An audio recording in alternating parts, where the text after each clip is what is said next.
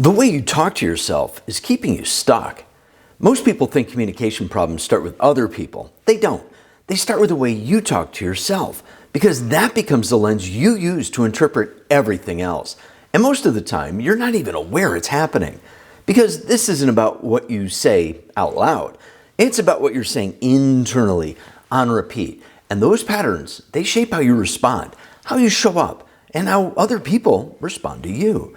So by the end of this, you're going to hear those patterns clearly, and more importantly, you'll know how to interpret them before they start controlling the conversation. And if you've ever tried to stay calm, handle a tough conversation, or stop yourself from over-explaining, but still felt yourself slipping, this is why. You're not just thinking, you're running a loop. It probably sounds something like this. I'm not ready. I need more time. I don't want to say the wrong thing. I'll just wait. And the problem isn't that you say it once, it's that you say it every time you're about to speak. So what happens? You hesitate, you hold back, you soften what you're going to say, and now you don't sound clear. You sound uncertain. And the moment you feel that hesitation, that's the signal, not to pull back, but to pay attention to what you just said to yourself. This is where it becomes visible, because people don't hear your thoughts, but they feel the result of them.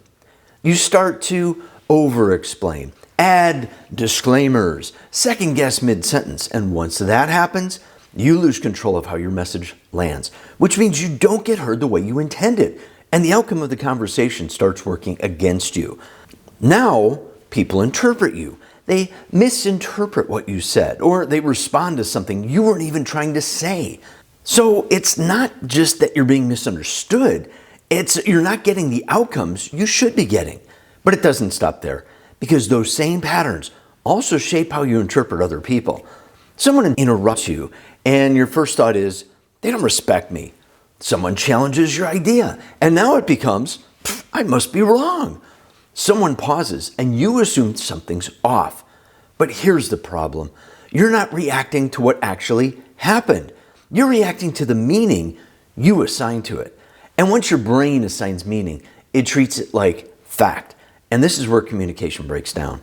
Because now you react based on that interpretation. You get defensive, you overcorrect, you start explaining something you were never trying to prove. And the other person is now reacting to your reaction. So instead of a conversation, you've got two people responding to different versions of reality. And that's how you lose control of the conversation, even when you started with a clear point. Have you ever walked away from a conversation thinking, that's not even what I was trying to say? That's not a communication problem. That's a pattern. And if you don't interrupt it, you don't just lose control once. You repeat the same conversation over and over and over again. That's where control comes back. You don't fix this by thinking positive. You fix it by interrupting the pattern. And this has to happen in real time, not after the conversation, not when you're replaying it later, but right when you feel that hesitation start. So instead of, I'm not ready, you should ask yourself, what specifically am I missing right now? Instead of, I don't want to say the wrong thing, you ask, what's the clearest version of what I'm trying to say? Instead of assuming meaning, you should check it. Let me make sure I understood that correctly. That one shift stops a loop before it turns into a reaction.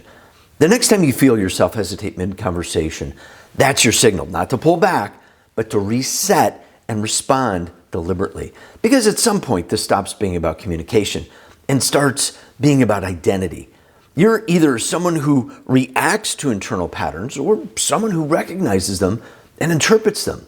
And that decision happens fast, mid-thought, mid-conversation, in real time. Because once you start seeing this clearly, you realize something else. You're not reacting to what people say, you're reacting to what you think they meant. And that's where conversations go off track. And if you don't catch that early, you fall right back into reacting instead of responding. That's exactly what I break down in this next video that you should watch now. I'll see you there.